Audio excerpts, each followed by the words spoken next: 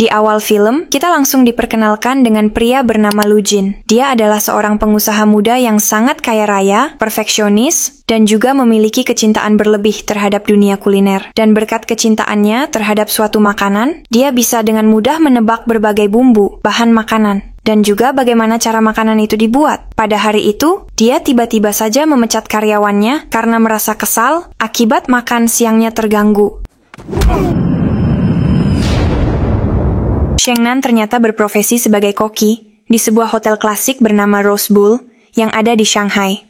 Saat ini dia berpacaran dengan seorang manajer tempat dia bekerja. Namun ketika mereka bertemu di dalam gudang makanan pacarnya, tiba-tiba saja memutuskannya dengan alasan tubuh Sheng Nan yang jelek dan kurus seperti sayuran dan tidak ada daging di dalamnya. Di sisi lain, Lu Jin ternyata datang ke hotel tempat Sheng Nan bekerja dengan tujuan untuk meninjau keadaan di sana karena Lu Jin berencana akan membeli hotel itu. Dan ketika waktunya makan siang, ternyata masakan di hotel itu tidak ada yang disukai oleh Lu Jin. Bahkan dari sekian banyaknya menu, tidak ada satupun yang berhasil memuaskannya. Pada saat itu, Sheng Nan akhirnya mengambil alih dan mencoba mencari tahu, hingga memutuskan untuk membuat suatu hidangan yang tidak ada dalam menu bernama spaghetti. Dan di luar dugaan, ternyata hidangan itu berhasil diterima oleh Lu Jin. Dirinya yang kini terlihat terkesan, bahkan bisa mengetahui asal-muasal dari makanan itu, dan juga berhasil menebak bahwa yang membuatnya merupakan koki wanita berbakat, tentunya tanpa dia tahu bahwa itu adalah saingan wanita yang telah merusak mobil mewahnya. Berkat hidangan itu, Lu Jin yang awalnya hanya berencana meninjau, memutuskan untuk menginap di sana. Bahkan hanya ingin makan jika menunya dibuat oleh Sheng Nan. Walaupun sebetulnya saat itu dia sedang patah hati karena mantan pacarnya sudah mendekati wanita lain. Malam harinya Sheng Nan mabuk sendirian di atas balkon hotel. Kebetulan kamar Lu Jin berada di sebelahnya. Saat itu, Lu Jin yang tidak bisa tidur karena kelaparan memutuskan untuk membuat mie instannya sendiri dengan gaya perfectnya. Namun, ketika akan menyantapnya, dia dikagetkan oleh sebuah suara dari luar yang tentunya disebabkan oleh Sheng Nan. Karena saking mabuknya, Sheng Nan sampai-sampai tidak bisa mengenali Lu Jin, bahkan dia juga tidak bisa mengendalikan dirinya. Dan karena Lu Jin selalu gagal untuk mengusirnya, dia akhirnya memasukkan Sheng Nan ke dalam koper besar dan ditinggalkan di depan pintu kamar. Akan tetapi, karena Sheng Nan terlalu berisik, Lu Jin akhirnya memindahkan ke dalam lift, yang tentu saja membuat para karyawan hotel menjadi histeris karena dikira telah menemukan mayat. Akibat kejadian itu, Lu Jin berakhir di kantor polisi karena dugaan percobaan pembunuhan. Namun kejadian lucu justru terjadi di sana. Itu karena Lu Jin yang kini di dalam sel masih sempat-sempatnya mengajari penjaga cara membuat mie instan yang benar. Dan cara itu terbukti membuat mie menjadi lebih enak. Tidak lama kemudian, Lu Jin akhirnya dibebaskan. Itu semua berkat teman Sheng Nan yang bernama Ming datang menjelaskan, sekaligus juga meminta maaf atas semua ulah bodoh yang telah dibuat oleh Sheng Nan. Namun, kesialan ternyata dialami lagi oleh Lu Jin. Itu karena dia tanpa sengaja menginjak kotoran anjing di sana, yang membuatnya akhirnya sadar bahwa dekat dengan Sheng Nan membuatnya selalu mendapatkan kesialan. Kesialan yang dialami Lu Jin ternyata berlanjut pada esok harinya. Itu semua karena dia menjadi korban sengatan pasukan lebah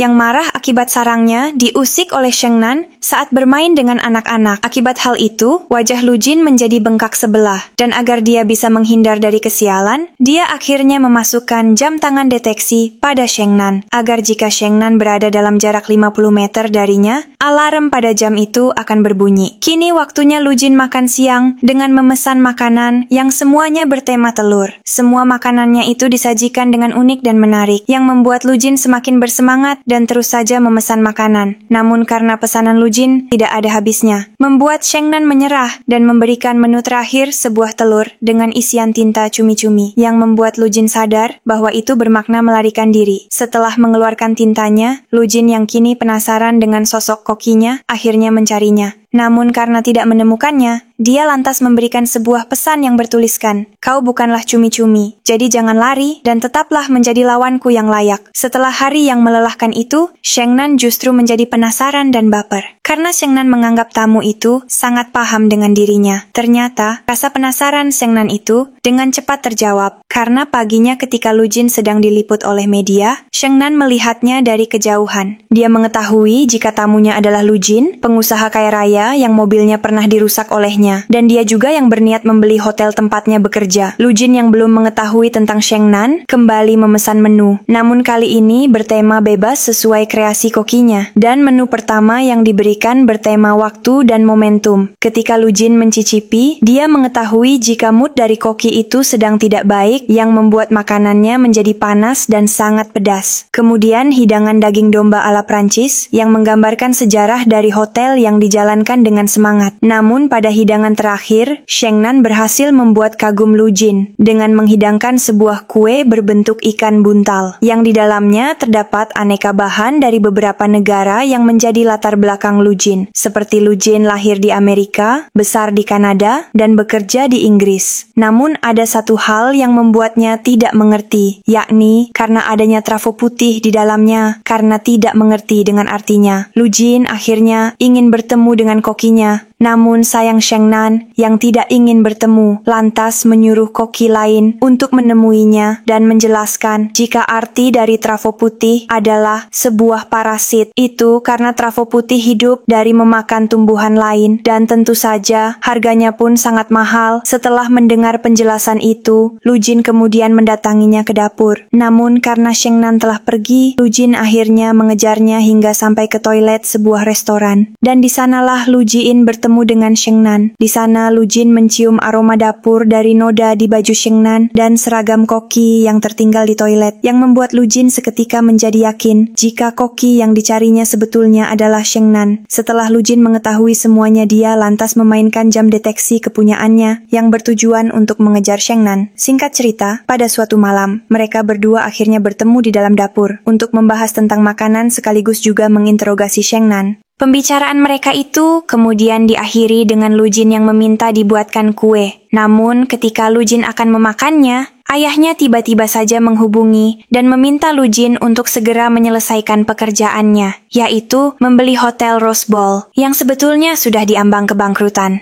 Pagi harinya ketika Lu Jin ingin memesan makanan, dia mendapat kabar jika Sheng Nan tidak masuk karena sakit. Oleh sebab itu, dia sengaja mendatangi rumahnya dan meminta dibuat sebuah hidangan dari bahan lobster. Dengan perasaan senang, Sheng Nan langsung membersihkan rumahnya yang kini berantakan. Namun karena dirinya tidak mempunyai waktu, Sheng Nan akhirnya menerima Lu Jin dengan keadaan ruangan berantakan. Bahkan, Lu Jin duduk dengan ditemani oleh anjing milik Sheng Nan. Ketika makanan selesai dibuat, Lu Jin menolak tawaran Sheng Nan untuk makan bersama. Karena selama ini dia selalu makan sendirian, maka dari itu mereka berdua memutuskan makan bersama di ruangan yang berbeda, sambil mengobrol tentang hal yang konyol, yaitu alasan Lu Jin yang tidak ingin makan bersama, karena dia tidak ingin disamakan dengan lalat dan semut yang selalu makan bersama. Setelah kenyang, Lu Jin tiba-tiba saja ketiduran. Bahkan karena saking nyenyaknya Lu Jin, dia sampai ketiduran hingga esok hari. Dan semenjak hari itulah, Lu Jin selalu datang setiap hari untuk dimasakkan makanan, sekaligus juga untuk menumpang tidur, hingga mereka berdua bisa menikmati makan bersama, sambil menikmati makanan. Lu Jin bercerita bahwa saat kecil dia kehilangan anjing kesayangannya, dan ketika sedang asyik mengobrol, tanpa sadar mereka berdua menjadi berhalusinasi. Itu karena mereka berdua telah menyantap daging ikan buntal yang masih tersisa sedikit racunnya. Halusinasi itu menyebabkan mereka berdua seakan berada di dalam laut, dan juga seakan di mana-mana sedang turun hujan. Namun berkat halusinasi itu, mereka berdua menjadi menikmati kebersamaan. Bahkan ketika Lu Jin itu telah sadar, dia tetap berpura-pura seakan belum sadar, karena dia menikmati kebahagiaan yang sebelumnya belum pernah dia rasakan. Namun setelah hari yang indah itu, keadaan berubah secara tiba-tiba, karena Lu Jin tidak terlihat selama 2 hari. Maka dari itu, Sheng Nan yang khawatir, berusaha untuk mencarinya, dan berhasil menemukan Lu Jin yang kini sedang menikmati makan siang. Ternyata Lu Jin sedang menyantap makanan yang telah disiapkan oleh koki pribadinya yang bernama Linci. Tentu kenyataan itu membuat Sheng Nan merasa kesal dan bersedih, karena kenyataannya, Lu Jin sebetulnya telah memiliki koki pribadi selain dirinya. Keesokan harinya, Linci tiba-tiba datang menemui Sheng Nan untuk menjelaskan bahwa Lu Jin telah banyak menyia-nyiakan waktu dan uang akibat sibuk dengan urusan pribadinya. Maka dari itu, agar tidak ada yang dirugikan, Linci akhirnya menawari Sheng Nan untuk bekerja sama dalam membagi jadwal memasak, yang tentu saja tawaran itu ditolak mentah-mentah oleh Sheng Nan. Beberapa hari kemudian, kabar buruk datang menimpa hotel itu, karena semua karyawan akhirnya dipecat, karena hotel itu kini telah dibeli oleh Lu Jin. Lu Jin saat ini mencoba menjelaskan pada Sheng Nan bahwa niatnya membeli hotel itu adalah demi masa depan semuanya. Karena Hotel Rose Bowl sebetulnya sudah lama mengalami kerugian. Sebetulnya yang saat ini membuat Sheng Nan sangat bersedih bukanlah kehilangan pekerjaan, melainkan kenyataan bahwa dirinya bukanlah satu-satunya koki pribadi Lu Jin. Akan tetapi, setelah Lu Jin melihat Sheng Nan menangis, dia akhirnya mengatakan bahwa Sheng Nan bukanlah sekadar koki. Sheng Nan merupakan wanita istimewa. Sampai-sampai karena terlalu istimewanya membuat Lu Jin tidak tahu harus berbuat apa. Setelah pertengkaran itu, Lu Jin bersiap-siap meninggalkan Shanghai. Namun ketika memegang sebuah gagang payung, dia jadi teringat akan kebahagiaannya sewaktu bersama dengan Sheng Nan. Hal itu juga kini dirasakan oleh Sheng Nan, karena dia sebetulnya menyadari bahwa dirinya kini sangat menyukai Lu Jin dan tidak bisa berhenti untuk memikirkannya. Sesampainya di rumah,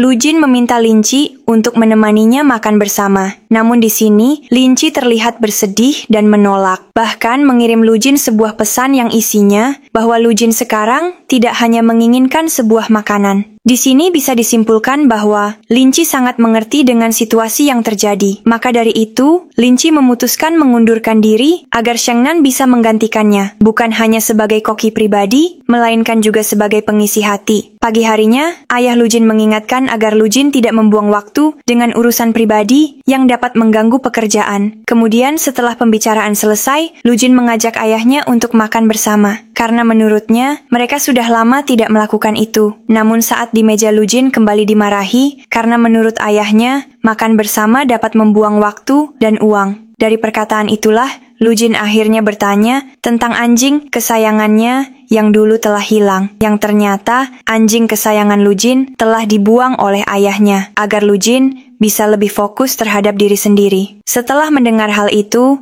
Lu Jin memutuskan untuk pergi meninggalkan ayahnya, dan secepatnya berangkat menuju Shanghai. Di sisi lain, Sheng Nan yang saat ini pengangguran, mencoba menjual jam pemberian Lu Jin untuk bertahan hidup. Namun ketika dipegang jam itu, tiba-tiba berbunyi yang menandakan Lu Jin sedang ada di dekatnya. Dan benar saja, Lu Jin ternyata ada di sana, dan langsung mengejar Sheng Nan, yang kini mencoba menghindar, dengan bersembunyi di dalam sebuah pasar. Tidak perlu waktu lama, Lu Jin akhirnya berhasil memojokkan Sheng Nan, hingga terjadilah pertengkaran. Namun tanpa diduga Lu Jin akhirnya menyudahi pertengkaran itu dengan menyatakan isi hatinya. Yang kata-kata itu langsung membuat Sheng Nan tersipu malu dan bahagia. Di akhir film, Lu Jin mengajak Sheng Nan ke sebuah kamar apartemen yang telah disewanya untuk menikmati matahari terbenam bersama. Itu semua merupakan hadiah untuk Sheng Nan yang sebelumnya pernah bercerita bahwa dia ingin menikmati matahari terbenam dari tempat yang indah. Dan kini, impian itu terkabul bahkan mendapatkan sebuah bonus, yaitu dapat menikmati bersama dengan orang yang dicintainya. Dan film pun selesai. Jadi, itulah kisah film ini. Gimana?